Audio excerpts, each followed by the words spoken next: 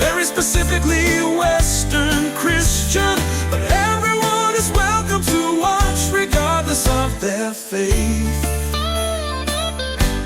Episode of Fire Escape Toys. There's Fire Escape Toys. Merry Christmas. For me, your dad. And me, your uncle. When we were growing up, Grandma used to collect nativity sets, which we called Activity sets. Now, oftentimes we would take the little figurines out of the activity sets and replace them with toys from our own collection. Well, now we're adults. Allegedly. And we're going to do the same thing today, but with purpose, because we're going to film it and we're going to put it on the internet. Happy holidays.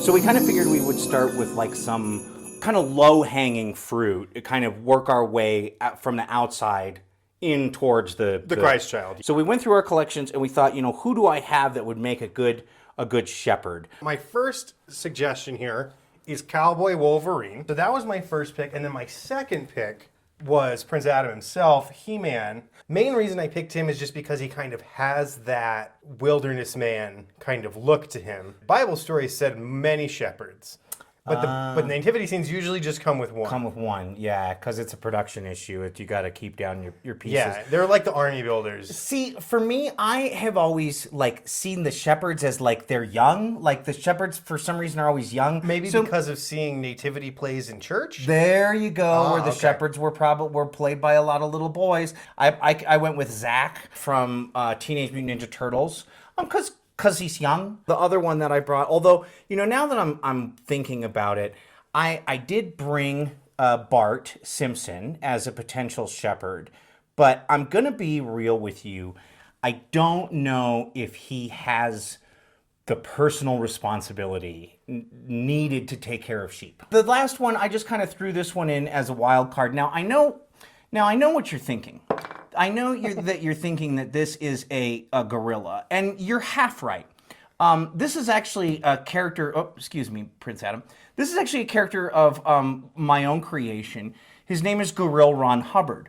And Gorilla Ron here is the reincarnation of L. Ron Hubbard in the body of a gorilla, attempting to retake power from the current head of Scientology, David Miscavige. As a religious leader, right, he is used to kind of managing a flock. Sure. Okay. I thought you meant he's used to kind of inserting himself into existing religious traditions. That as well. I'm going to remove Zach because he didn't really impress me very much in that role. And who are you going to cut? I think I'm going to cut Prince Adam. I'm thinking about space. And I do, as much as I love Gorilla Ron Hubbard, I think he's going to, It's signing the first letter of your name on a birthday card far too large. That's exactly what it is. So maybe we'll see him later. We're down to Wolverine and Bart Simpson. Who has your vote here? I mean, mine's Wolverine because of our poor shepherding abilities. Yeah, Wolverine is the shepherd. Wolverine is the shepherd. All right. Awesome. He's cast. Way to go, bub. Good job, Wolverine. We'll put him off to the side or something. One of the important aspects of an activity scene is the animals. I never really paid a lot of attention to the animals in the sets. I knew two things about them. One, they were farm animals. Yes. Mostly. So the camel's a little... and two, the ones that were laying down were boring compared to the ones that were standing up. Because the ones that were standing up, you could ride them. Could walk around and your characters could ride them and everything like that. Yeah.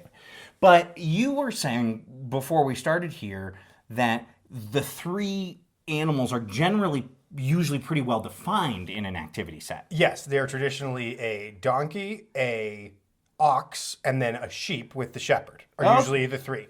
These animals are nice, but they don't have that kind of wow factor that brings people onto the social media. And what do people love more? Charismatic megafauna. Than pandas. Oh, yeah. So there's no reason a panda couldn't have been in first century Judea? Exactly. I mean, I think they say we three kings of Orient are. Maybe one of them brought a panda. I thought that it was important to go with something that's hip and relevant and that the kids would be into. From Marvel Rivals, the hit new video game, it's Jeff the Land Shark, a shark with legs. My next one is a bit more fearsome.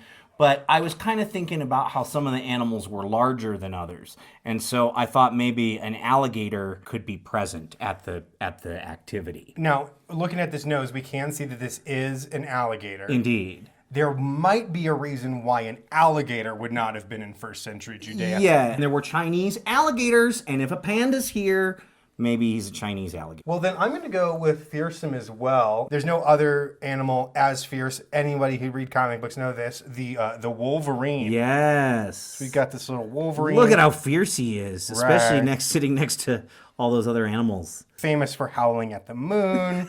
Yes, that's where Wolverine got his name. Yes, exactly. Was, you know, how he howls at the moon. Like a Wolverine. He is not just a reincarnated founder of a religion, he is a gorilla as well. So Gorilla Ron Hubbard is back to audition for the role as one of the animals at the activity. I am going to follow you up with another ape. It's the only Diddy people still like. It is Diddy Kong. Hey, double Simeon and actually triple Simeon, because I was, honestly running out of toy animals, and I picked this small monkey, which I believe came with one of the NECA Mutanimals. Who you got next? Lobster. If lobsters weren't in attendance, they were definitely being served. Pretty sure there's a line in like Matthew about how they served lobster at the activity. Thought I'd bring a little bit of patriotism, a little bit of America, and so I brought this bald eagle in. I don't know if he's going to stand up there or not. I did not think this through. Bald eagles. We almost killed them all.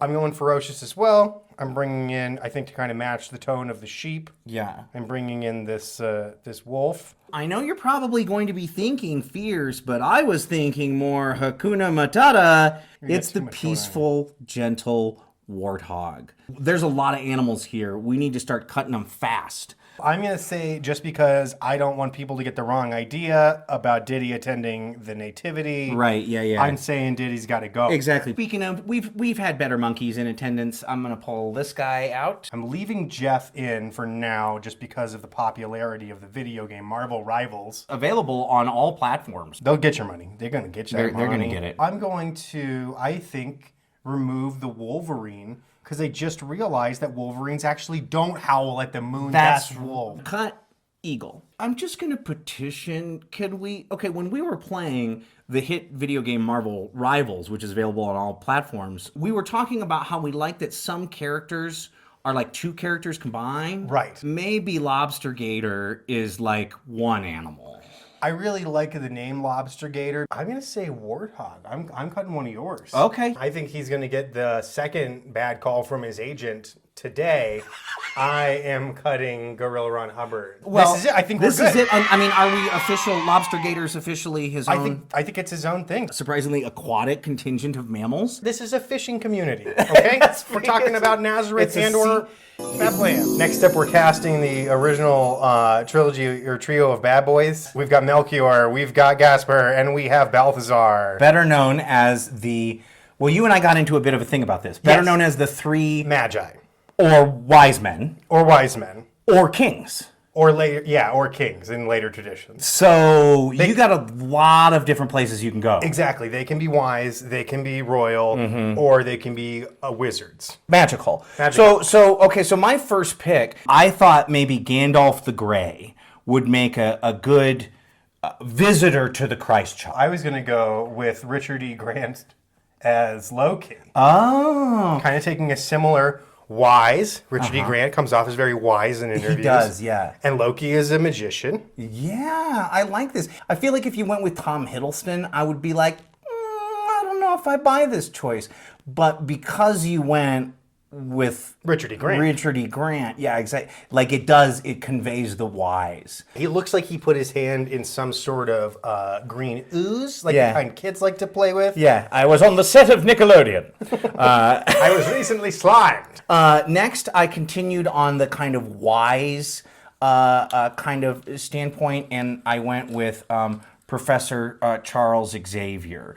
You know, I mean, he could be a shepherd too, But that would be weird because, you know, it's just hard to get around. He's wise, right? People come to him for advice.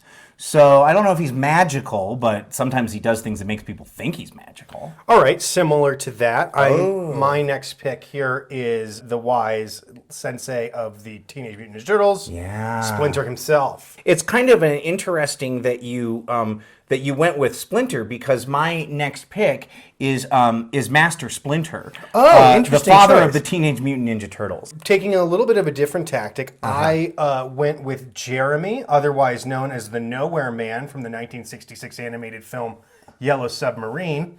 Now, he is from outside of time and space.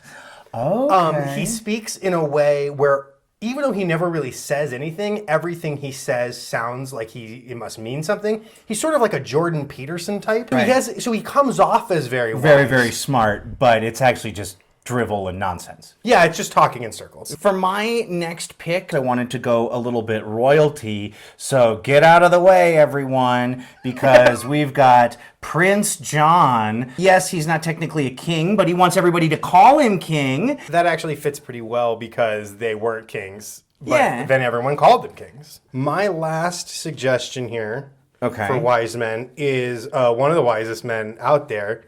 I pity the fool who doesn't believe it. It is Mr. T. Yeah. Mr. T, incredibly religious. Follow him on any social media platform. Nobody loves Jesus like this guy. And I mean, the gold speaks for itself when you're talking about what they bring.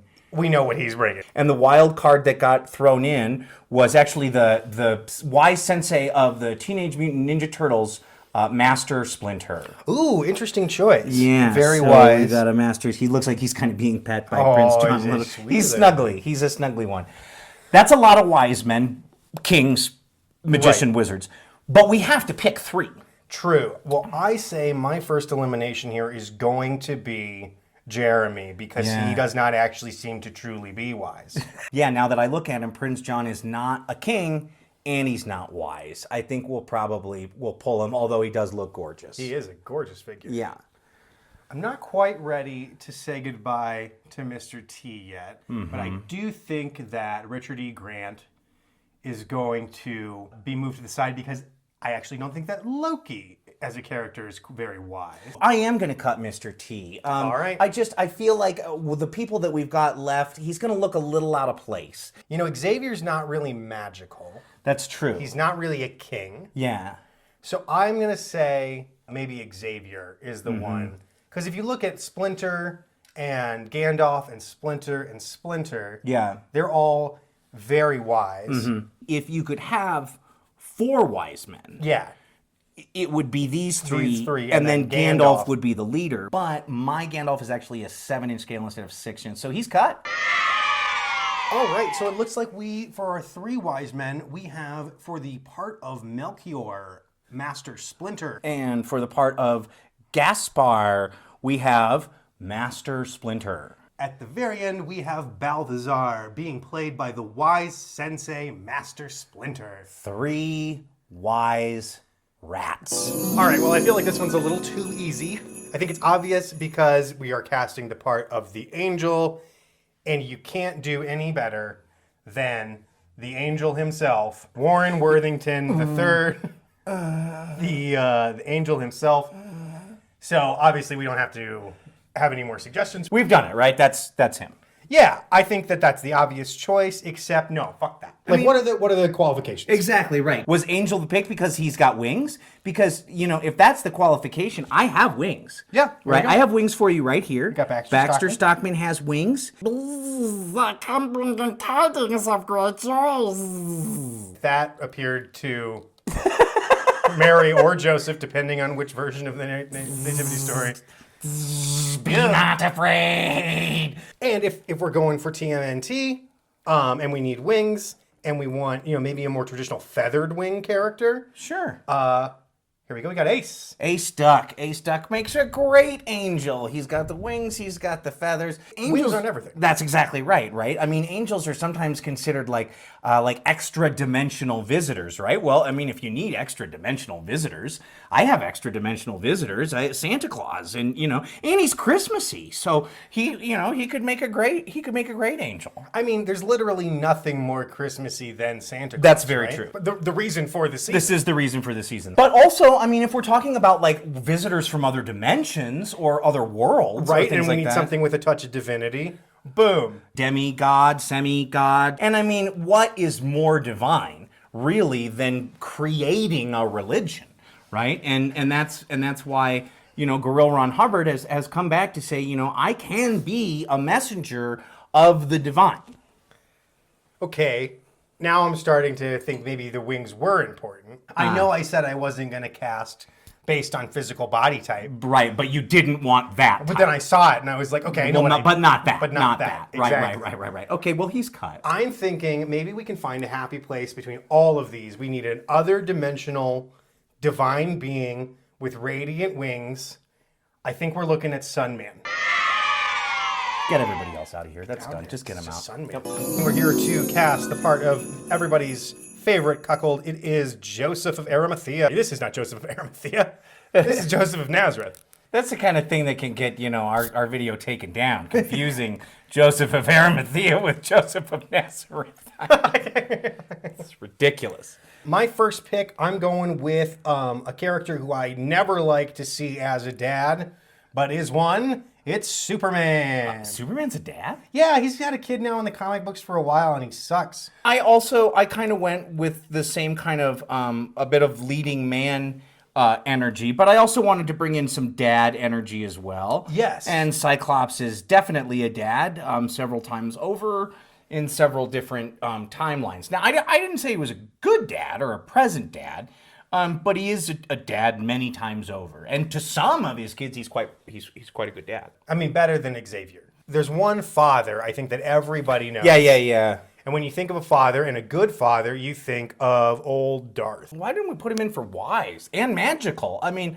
really, it's kind of a surprise that this is the first time we've seen Darth Vader. He can be a wise man, he can be Joseph, he could be the Caganer. Okay, so continuing on the space theme, I went with another space leading man, the champion of justice, Marshall Bravestar.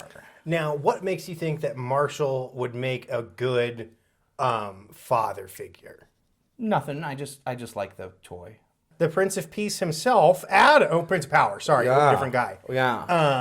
Adam. He looks like he could be kind of an impoverished carpenter type. Well, he's not wearing much. No. He doesn't dress like he has a lot. The last kind of one I had along here is Father Christmas. He's a bit of a dad to us all, like myself. I believe it's the Proto-Evangelion of James where they talk about Joseph. He's portrayed as much more of an older man. He's an old widower who already has multiple children. Yeah. And basically takes in, because Mary has her period, and so her menstrual blood makes the temple unclean, and so they need to get her out of the temple, even though she is also a miraculous child.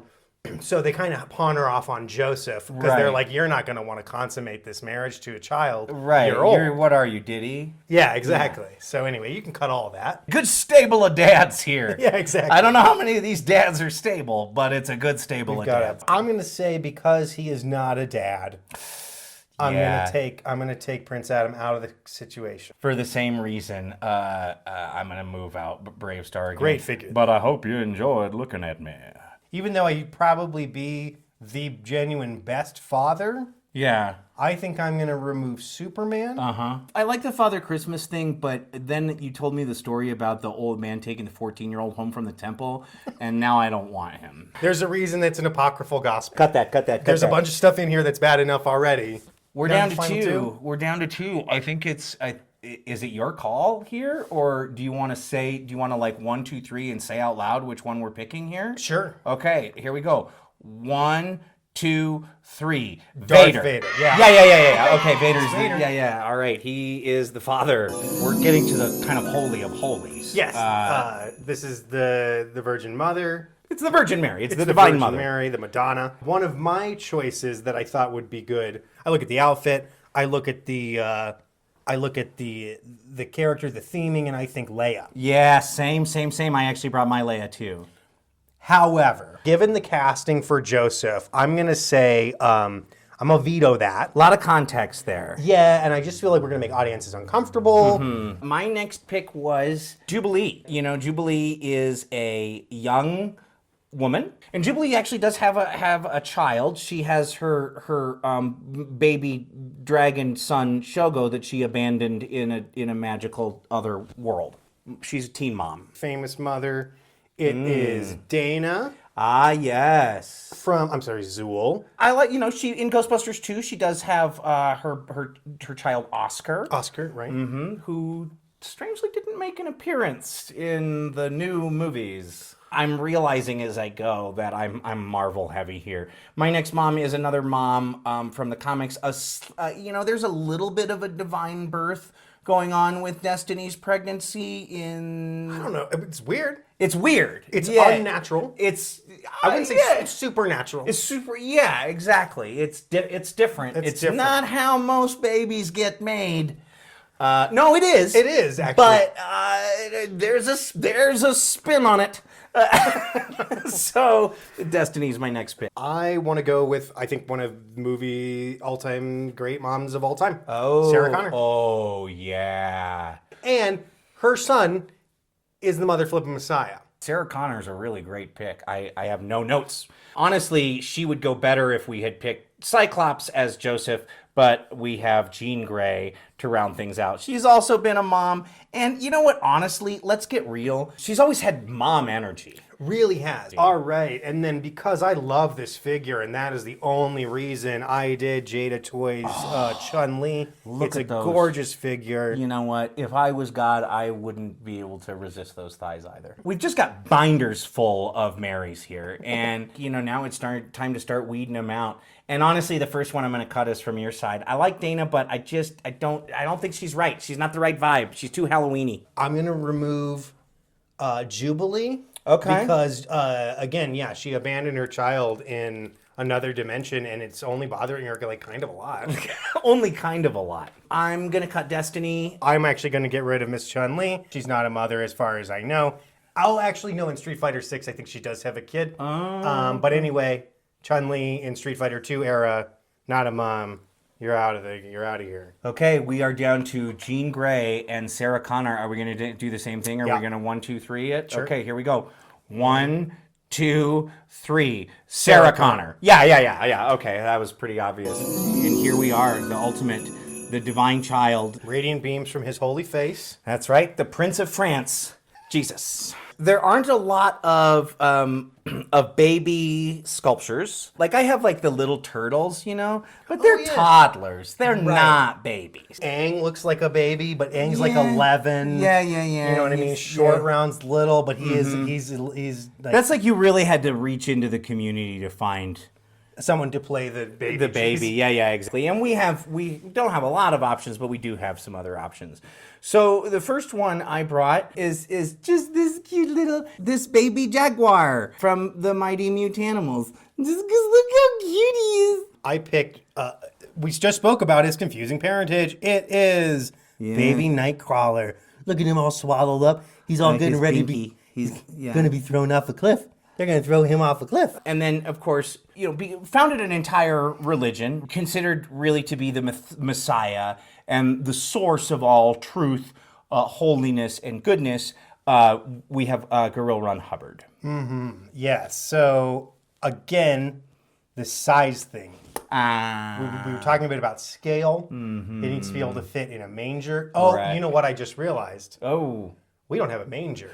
We don't have anything that can fit him? I don't think so. This is my first idea. Is this little boat? Okay. I don't think he'd fit in that little boat. Yeah, let's just cut Gorilla Run. Okay, cool. And then my other idea for a manger is I was thinking we could just do this sarcophagus. Put the baby in the sarcophagus. Put a baby in a sarcophagus. Yeah. Oh, there's something in there? Yeah, There's something. Okay. Look, it's not my fault if the body's floppy. It's going to be hard to fit everybody around the sarcophagus. Where's Mary and Joseph? Just Mary and Joseph. So we'll do the rowboat. You could feed an animal out of a rowboat. So let's figure out which one of these babbies we're going to do here. My argument for this one is that it's cute. My argument for this one is that it's a little devil baby, and I think it's subversive. Ooh, I like it. Also, he's very religious. You know, he did find God. Yeah. I don't know what this jaguar's You relationship is with God. Yeah, I think you just have a problem with the idea of the Divine Mother giving birth to a half animal monster, like something from the island of Dr. Moreau. Oh yeah, something with like pointed ears and fur. That would be terrible. Okay, Nightcrawler. Nightcrawler it is. All right. Meet your new Messiah, America. Let's set this thing up.